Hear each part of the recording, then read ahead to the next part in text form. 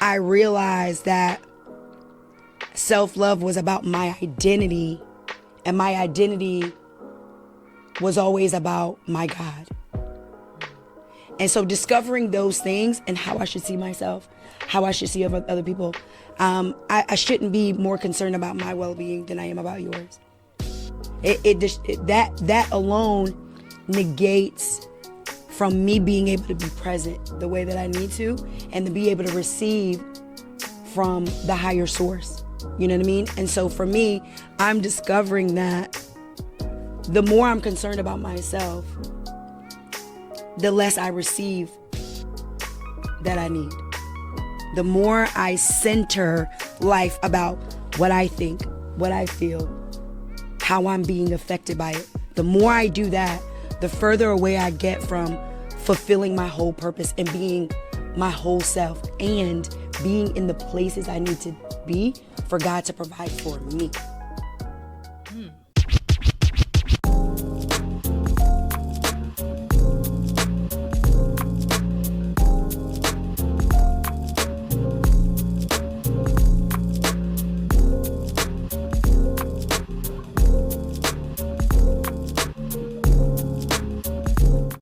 You guys, welcome to the Poetic Just Us podcast. I am your host, Jen. Thank you guys for tuning in. I am excited to welcome my next guest. She goes by the name of Krystal Da Muse. Da Muse. How you doing?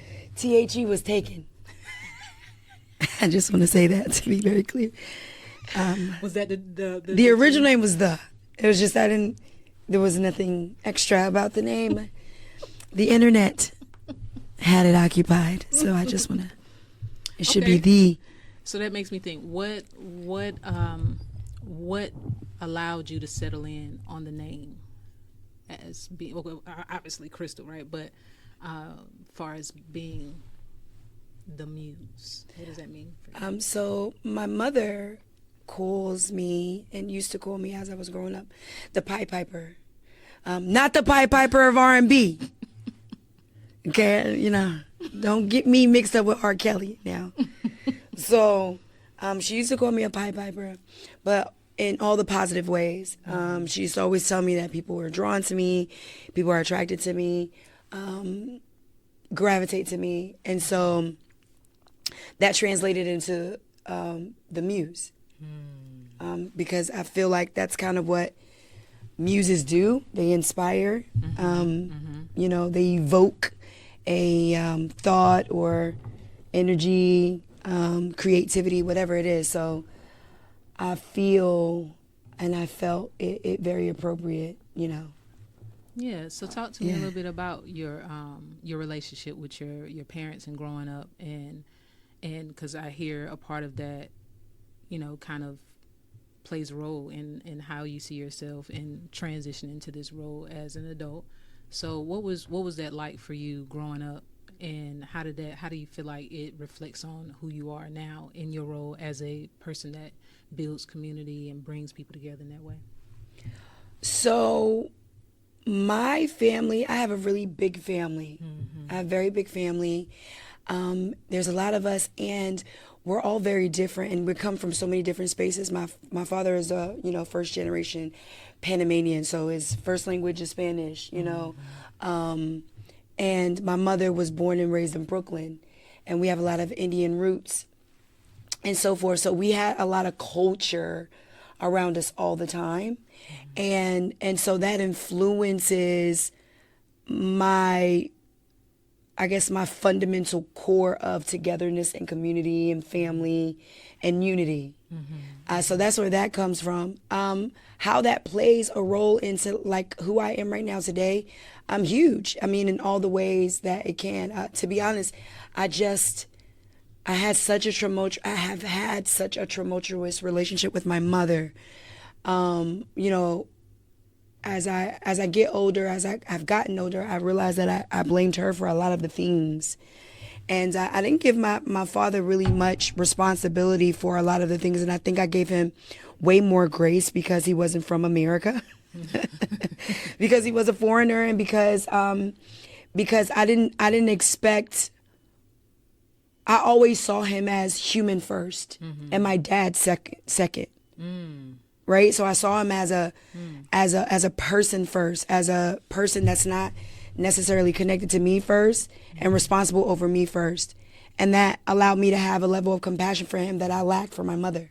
It wasn't until, the last year where I was able to extend that kind of compassion and grace to my mother so that we can build a bridge. Yeah. And so now I'm able to extend that compassion and grace to my children. And so I'm way more patient with them. I'm way more understanding. I don't try to change them so much. The problem isn't them. It's the world. It's the world that they're living in. And so my superpower now more than anything is having grace and compassion. So with the relationship that you had with your father, because I think about so many instances in where I think about my own relationship with my father and how I feel like across the board, and then I think about my daughter's father and their relationship, and I feel like across the board that is a relationship that I feel like is vital to have for young girls growing up, to have their father. That's just because I feel like not having it for me, plays a role in just how I navigate, right? That wholesomeness of how I navigate. So how, with the relationship that you had, your mother versus your father, and having that grace and compassion for him, how do you feel like that, I guess, has kind of its drawbacks for you, or does it have any drawbacks for you when you see yourself as a mom, as an adult, as a woman, and how you've been able to navigate motherhood and being a single mom? Or you could talk about that, because I don't want to just say it and then, what I'm saying. I'm a single mom. But we've talked, you know what I mean? So we've had a couple conversations.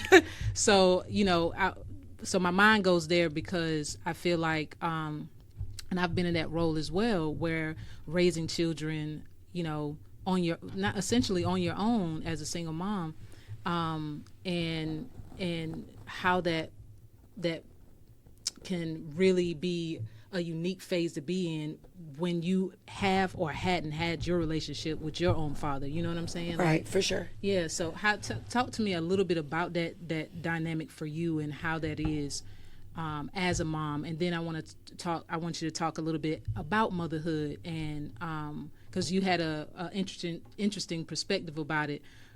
We talked about it a little while ago, and I want you to share that, because I think it's important for mothers to hear that other side. You know what I'm saying, of motherhood. Sure. So talk a little bit about both of those things, kind of as a whole. Okay.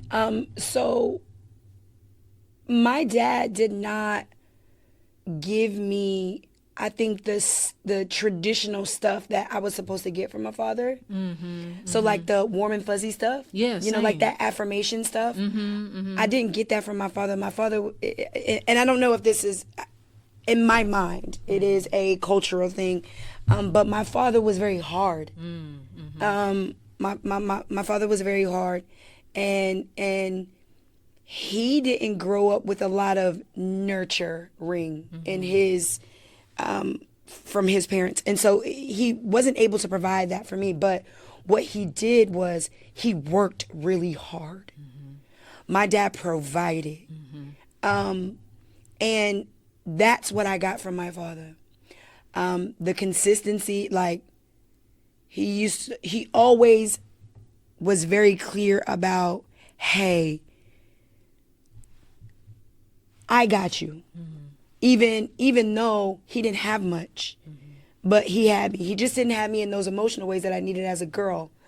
And I don't want to even say just as a girl, because I am realizing as I get older, just as a child being raised, we need all of the factors. We need all of the stuff. And I think a lot of times men in particular, they put so much more importance on just provisions, physical, tangible provisions, that they really miss the emotional provisions that they should provide as well. But with that being said, I didn't get the emotional, lovey, warm, and fuzzy stuff from my dad, but he was always providing. And so that's what I got.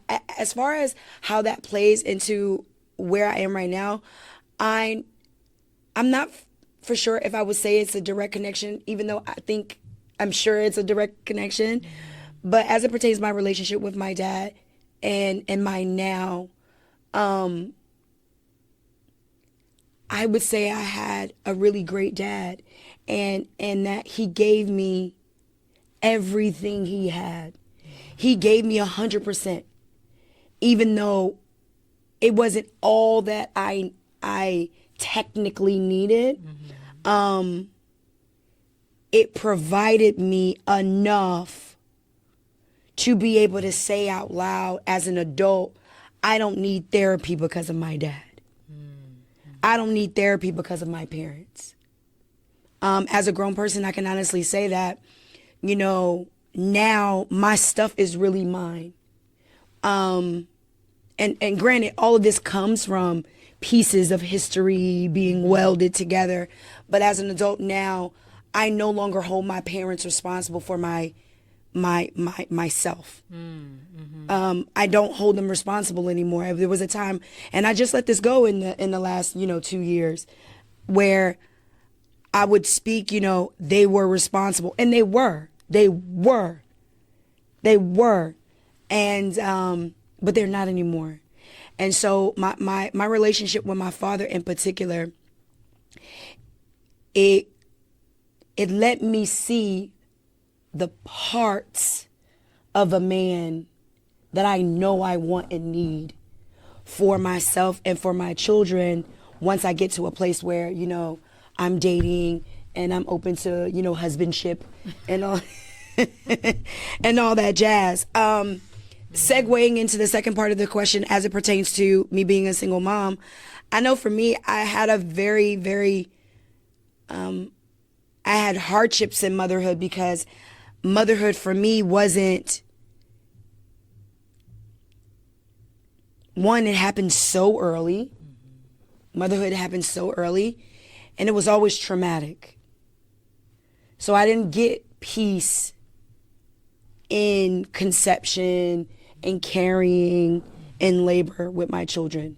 There was always trauma and drama surrounding my children. And so, I didn't have that innate mothering thing that most moms get upon getting either pregnant or, after having the baby, and you're like, okay, I had postpartum depression before I had the kids. That's a thing, though. I don't even know if that's a real thing, It's for a real, thing. for real, but I was already, Pre-partum. pre-partum depression, We gonna post, make that up if it ain't a thing. before and after. Yeah. And so I had all of this stuff surrounding it. And so, and again, very recently, through my spiritual journey, a lot more has been revealed to me, and I'm able to acknowledge things and the root of the things that are happening now, so that it can be uprooted and replaced with, grace and understanding, temperance and whatnot. So as a mother now, I can see change in my desire to do a thing with my kids, because it's very difficult to spend time with my children. It's always been that way, and I've always been very ashamed, because it's like, how you be like that? I'm a mother. I'm a mother.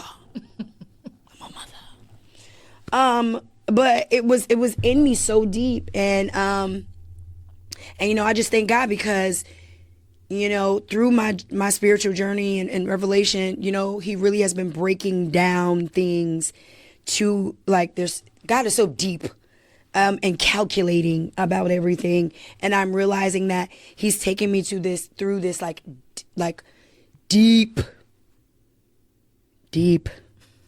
place of revelation and understanding of not only self, but what it is to live in this life, and that I am not priority number one like I thought. I wasn't priority at all at one time, and for me in my life.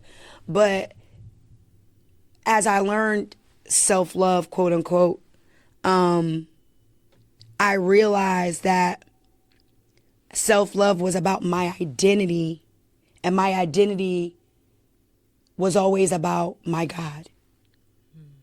And so discovering those things and how I should see myself, how I should see other people, I shouldn't be more concerned about my well-being than I am about yours. That alone negates from me being able to be present the way that I need to, and to be able to receive from the higher source. You know what I mean? And so for me, I'm discovering that the more I'm concerned about myself, the less I receive that I need.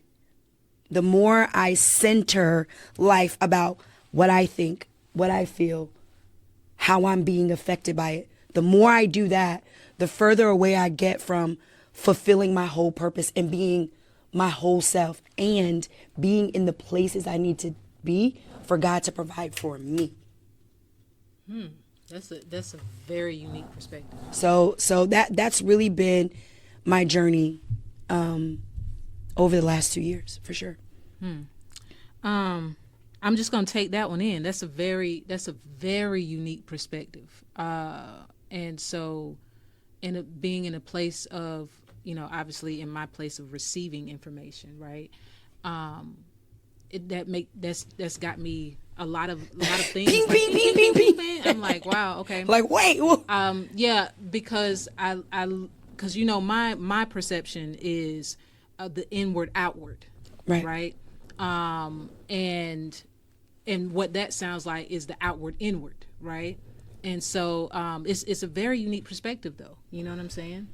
I want to clarify something. It's definitely inward outward in the sense, right? Because for me as a whole person, my purpose, what we understand, I guess as a people, we understand like our purpose is really not for us, right? Our purpose is really for somebody's else's. You know what I mean? And so I think that we forget like that thing, right? Because really, if you remember that your purpose is really for someone else, you'll always be reverting to God, our source, for what you're supposed to have. Because you don't have to worry about yourself, right? If right, for the believers, right? Take no thought for what you're going to eat, what you're going to drink, this biblical stuff, right? Take no thought for what you're going to eat, what you're going to drink, how you're going to get dressed, none of that. So, I'm going to provide all the things. So so now I think I got a little more clarity on what you're saying, because initially it was like that, there is, I don't have to worry, I'm not worried about myself, meaning self-sacrifice in the essence of helping others. But you're saying that my source provides for me so that I can then fulfill my purpose. Because that is all of our purpose is always sense. Our purpose as humans is always going to be to serve. Right? That is our purpose, right? But a lot of times what we do, right, is we allow ourselves to be so consumed with our personal goals, our personal aspirations, our ambition, even our personal philosophies about things. We're actually unwilling and resistant to the things that the source is trying to give and provide to us. We become stuck in our own way of getting to where we want to be. Now let me ask you this: when it comes to that, when I'm thinking about that, so there are, of course, so many people, and we live in this very public world where everybody has an opinion, everybody has perspective, and it's inundated in everything that we do because of the internet, right? The internet. Yeah. And And so there's this overwhelming source of information, and people having those, very specific perspectives and viewpoints on things, right?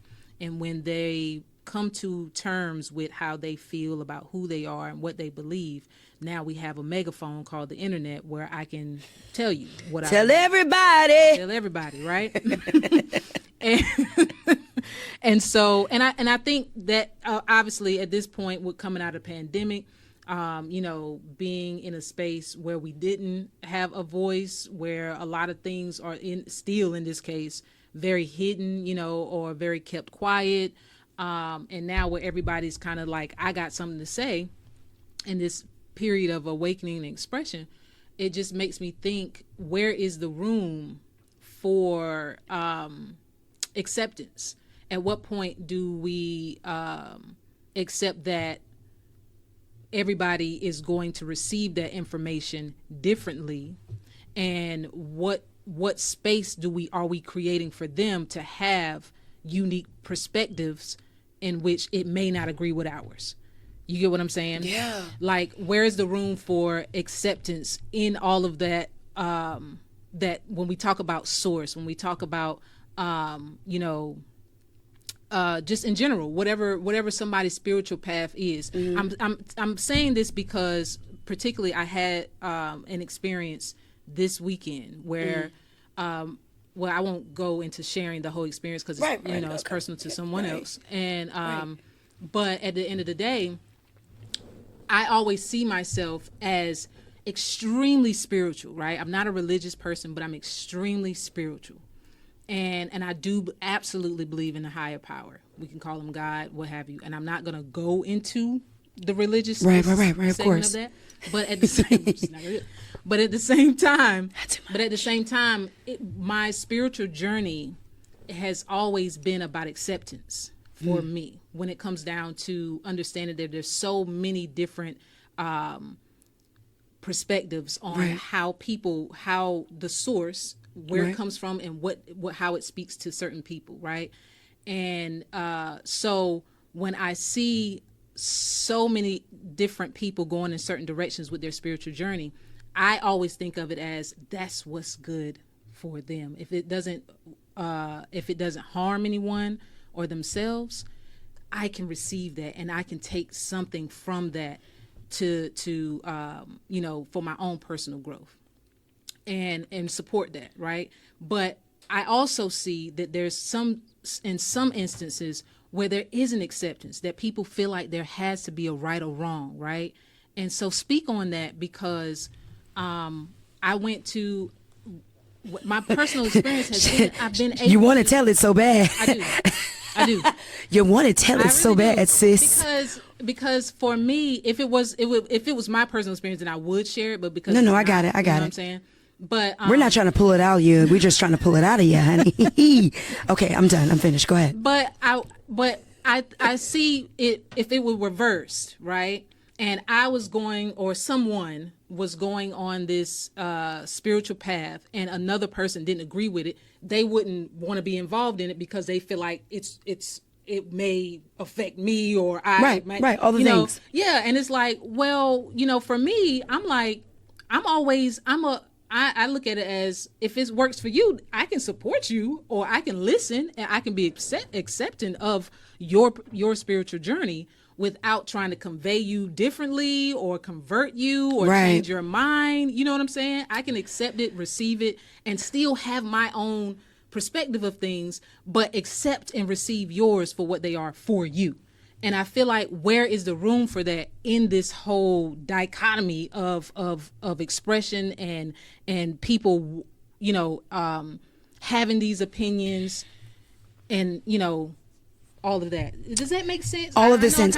No. Yeah. I get it. The first thing I'm going to say is that the biggest problem with us as people is that we're always trying to talk about our differences. That's the first problem, is that we want to be able to say, well, how do we differ? In all the ways, right?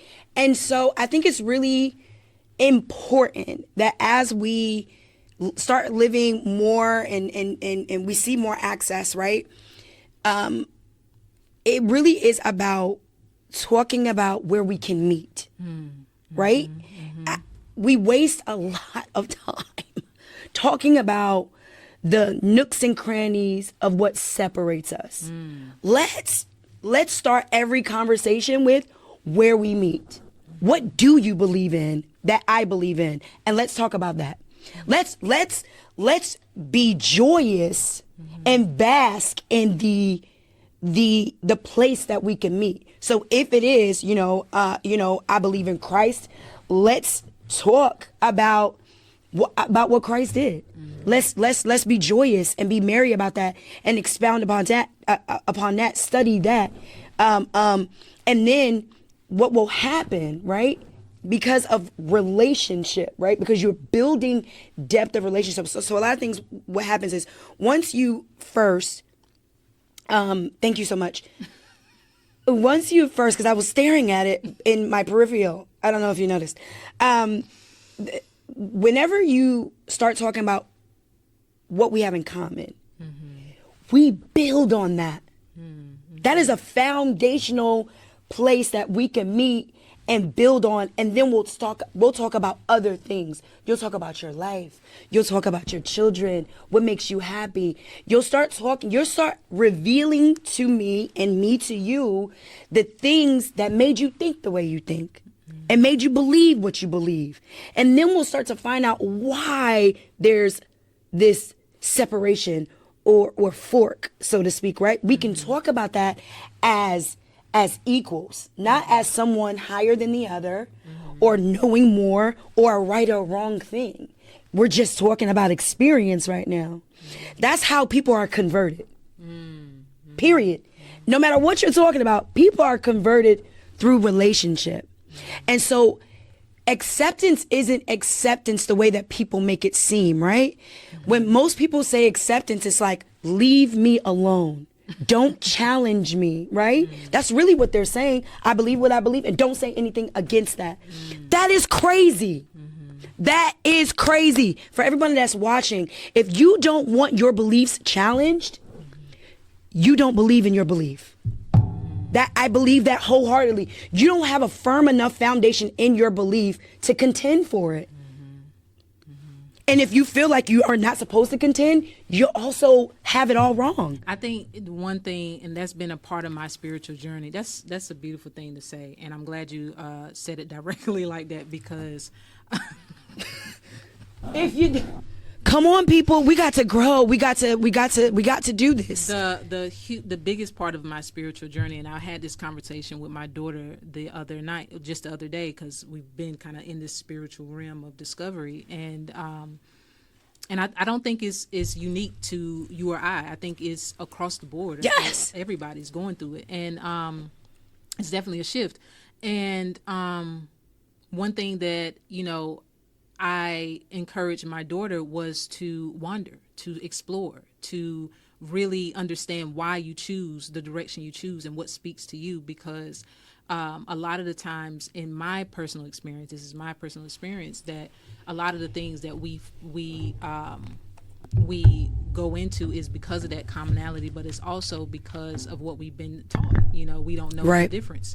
And so when we go on this spiritual journey and we connect in a way that allows us to explore and to really wonder about how we feel and what we're drawn to the most spiritually, I think it's important to challenge what you've been taught or what you're used to, or have those conversations that may not be aligned all the time with what you feel, and so that you can really be confirmed and believe what you believe is true, for you. Because either it will be affirmed or it won't. And a lot of times in those situations, people back down, people withdraw once they see, and this is the biggest thing I'm noticing in this season, right?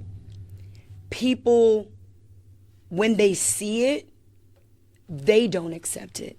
And that's what a lot of times it happens. They'll go back to, they'll default. And this season, I know, and I agree that this is across the board. There is definitely a shift happening. And And those that truly want more can have more.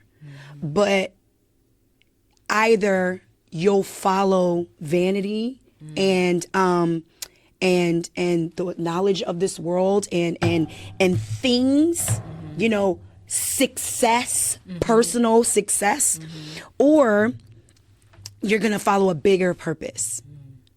And I think we get those two things mixed up.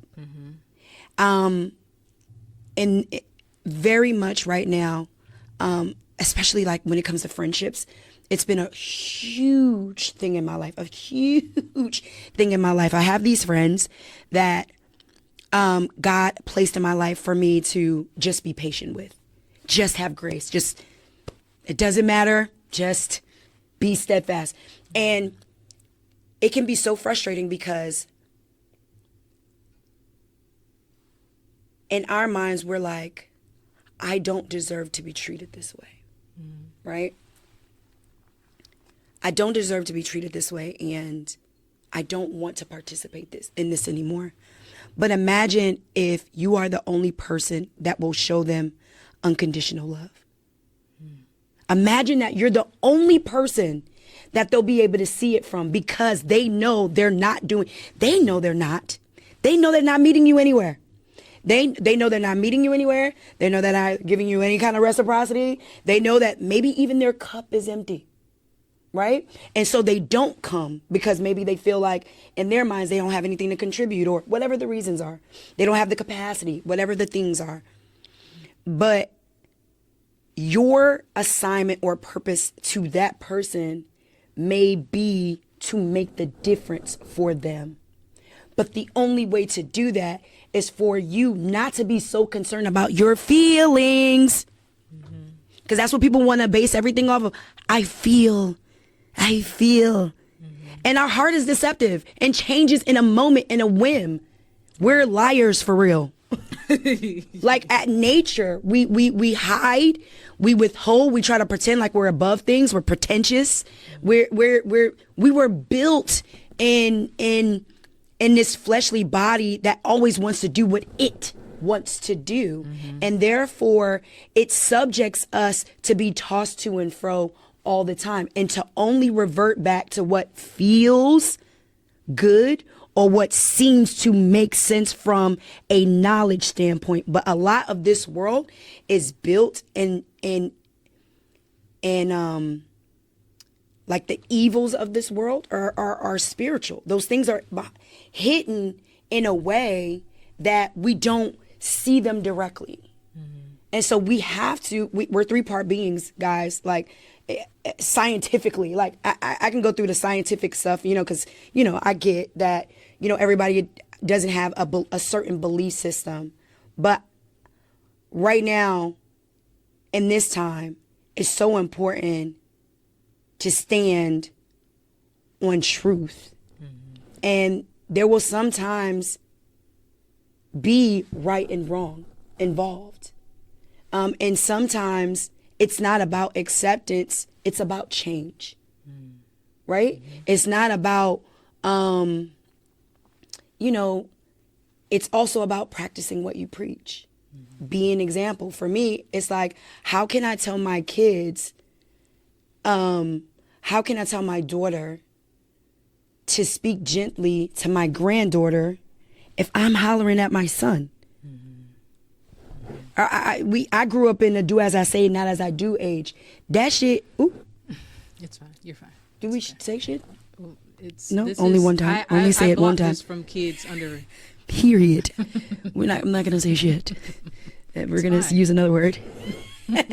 But that mess is crazy, you know, and This is freedom of expression here. yeah, period. Of all types. But our kids are a reflection of us. So if you want your kid to be more evolved, show them. You can't keep saying my trauma is my trauma. All you're doing is now passing your trauma to your kid, and now they got to deal with it when they get older, you know? Yeah. And so it's really important in this day and time that we deal with our stuff. Our parents aren't to blame anymore. You can acknowledge it, get over that, and then start doing the work.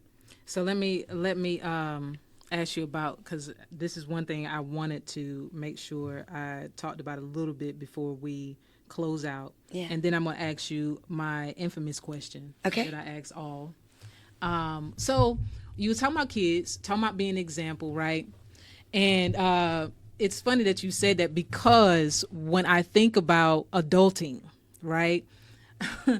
When we were young, it was like 18, you need to get it together. You're going to get a job, earn your keep. And also there was this idea that if you are like 40-ish, our age. Right. Oh, I'm more like 37-ish. By the way, somebody said to me, and tell me, I'm pivoting, but somebody said to me, and I get this all the time, and I don't know how to take it. And I was going to post about it, but I just ain't had time. When they say to you, oh, you look too young to have 2 kids, or you look too young to have a kid that's older than, that's in high school or graduating. How does one take that? Like, doesn't that seem a little, I don't know if I should take that as an insult, or if I should take it as like, oh, you look young. I usually take it as, oh, you look young. That's what they're trying to say. But are you saying that I'm too young to have had kids, meaning I must have had kids young and I was too young to be having kids? Do you get, like... I do understand what you're saying. I don't get that. You know what? I'm going to be honest, for me, in today's time, I don't think about anything in any kind of negative connotation. Yeah, I try not to. I don't think about it as any negative. I try not to. Because it makes you think more than you have to about something that doesn't matter, right? Right. But or just in general. It's just, it makes me wonder what it actually means. You know what I'm saying? Like, what does that actually mean? Not saying what their necessarily intentions were, but who started that? Like, why is that a thing to say that you look too young to have kids? But anyway, I'm gonna leave that one out there for the comments. But at any rate, I wanted to get back to the idea of being young is kind of what I'm surfacing around. And I remember before we had this boom of expression and people really getting into the arts, and it's always been there, because I think about, I've been doing this. A lot of people feel like I'm fresh because of the internet, but I've been doing this for over a decade as far as art and being creative. And when I say doing this, I don't mean like doing it as in creating, but actually trying to put myself out there and figure this out and doing things, right, to try to get known and recognized for the expression that I have. And I've seen the evolution of it all. And so at some point I got to where I'm too old for this. You know what I'm saying? Like, maybe I should just get a job. You know what I mean? And that was kind of, I felt like what was the undertone with that back then. Like, you still trying to sell your mixtape, and you need to give that up. You know what I'm saying? Like, like I've heard people say that. Like, I've seen shout out to all the new artists out.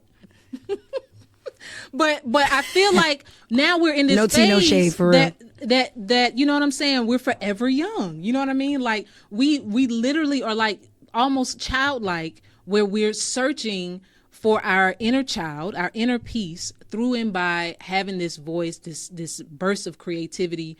And so, do you think that can be more accepted now that here we are, older people, still literally searching for that child within us to create, to continue evolving, to say that, no, I'm not too old to go on this journey of self-discovery, and that it's okay for me to continue to be changing? I feel like that's more accepted now than it was by my viewpoint. What's your thoughts for on sure. that? Starting over, doing something new, shifting gears. There are people that are, the older generation, they're feeling like they're too old to go after their dreams, for their dreams to come true. It's so crazy that you even said that, because I was praying. I think about it with when we teach that to our children. You know what I'm saying? Like, just saying to you, it's not too late, you know, and that's what made me think about when you're saying modeling that. So go ahead, what you Yeah, saying. no, it isn't. I'm a firm believer. One, I feel like we were created to create.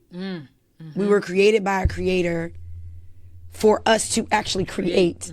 You know what I'm saying? And so, It's divine, for sure. Yeah, for sure. So that's like built in us. No matter who you are or what you do, your DNA, your internal makeup is to create things. I lost my train of thought. I'm sorry. It's okay. To your question or to your statement about age, I feel like, yes, for sure, there was a time where age was seen as limiting. Yeah. A certain age was limiting, or time away from a thing, you know, all those things mattered. But it really does not. It doesn't. We are made to create. And no matter what period of your life you're in, you know, God designed you to create. And God designed you to live a fulfilled life. Now, you can literally, we were just talking about this in church. It's so crazy. You can live a mediocre life. You can, you know, and again, I have a huge God compass, so that's my, you know, core. But, you know, you can live a mediocre lifestyle. I have the access and the benefit to be able to live a more lavish lifestyle. Everybody does. But it's about what path you choose to follow, right? And so it all comes down to, it's not about being deserving. I think people measure everything by this tangible or outward success, but for real, there are people that have achieved the highest levels of success and are killing themselves, are literally are overindulging on drugs and alcohol. It's because they are empty, and not empty from creativity, not empty from access to be able to discover all the things in the world or to be able to do anything they want to do, but really their identity. It's about, and again, this is my belief though, you know, identity, if you know your identity and who you're in and why you were created, right?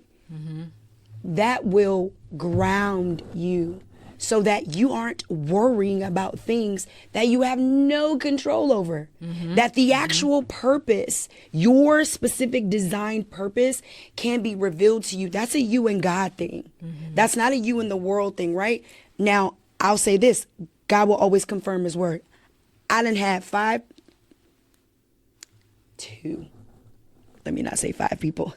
I done had 5 people come to me and give me the same vision. 2 people come to me and give me the same vision in a matter of a couple of days. Because I haven't seen it yet, I was losing faith. I was losing hope. God knew that. I spoke that to God. And so he sent people like, hey, she's going off script. Send her some people.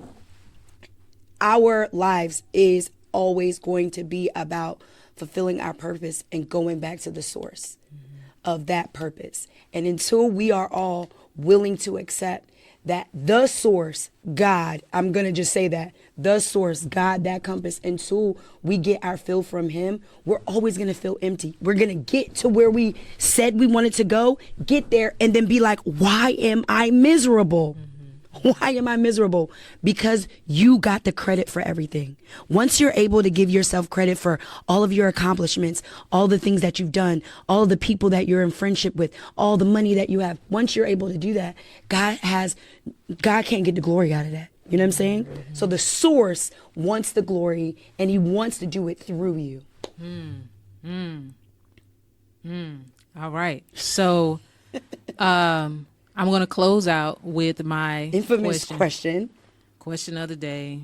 And I think it's going to really summarize everything that you've said today. And I want to say I appreciate you for coming back. You guys, we had a whole amazing episode. It was really like it was electric. so good. Gosh. And had some technical difficulties. So again, I'm so happy that you were able to make it back out and come on the show with me. But tell me your definition of love, and then make sure you tie that in with what you do as far as the community goes, because I know it's fueled by love, and then let everybody know how they can reach out to you and connect with you. Yes. All right. So, what is love to me?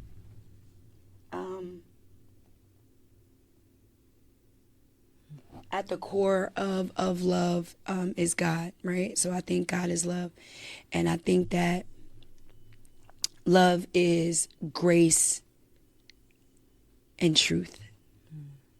I think love is grace and truth. And it's being able to say the thing when you're supposed to say the thing, how you're supposed to say the thing. It's about, yeah. I'm going to stop there. Okay. Yeah. All right. That's love to me. All right. So, Krystal Da Muse. That's Krystal with the KDAMUSE. You can actually get in contact with me, follow me, get in the loop of all the things that we're doing on the internet, the World Wide Web, guys. Meet us there, right on Instagram, Krystal Da Muse. I am on TikTok as Krystal Da Muse, and I am on Facebook as Krystal Argentine. You can also type in Da Muse, and I'm there as well. But beautiful, beautiful things that are coming up. Taco Tuesday has been alive for the last 2 years. Our 2-year anniversary is happening. When are you airing this? Because I want to just make sure it's going to be after I do the announcement. It'll probably, I'm doing them every other week. Okay, so at least in like another 2 weeks. Right. Mm-hmm. Okay, perfect. So you guys are going to get it here first, but y'all are going to get it last, because by the time you get it, I'm going to say it. But it's new right now in this moment as we're recording, but not to you in the moment you're watching. But it's new. But surprise. So we are going to have our 2-year anniversary at CAM Museum, Cam Raleigh. I'm so very excited for that. And that's going to be a beautiful situation. September the 5th, Tuesday, September the 5th is when our 2-year anniversary is going to happen. So please keep your eyes peeled. It'll be from 7 to 11. It's going to be a vibe. But in the meantime, all things beautiful, all things unity, all things community is happening. Tap in with me on my social media pages. Of course, I'm available for hire. As always, speaking engagements, all the things. And so, keep in the loop, Keep in the loop. We outside. Outside. All right, you guys, thank you so much for tuning in. I appreciate you, my guests. Thank you so much. And make sure you like and subscribe. You can follow me on IG as well as Facebook.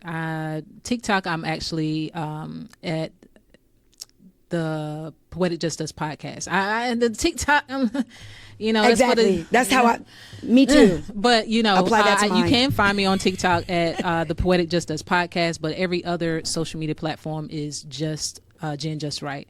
So thank you again for tuning in. Make sure to like and subscribe. And we are partners with the Raleigh Film and Arts. So please make sure you also check out their site as well at www.theRaleighFilmandArtFestival.com. Thank you so much. I'll see you next time. Bye.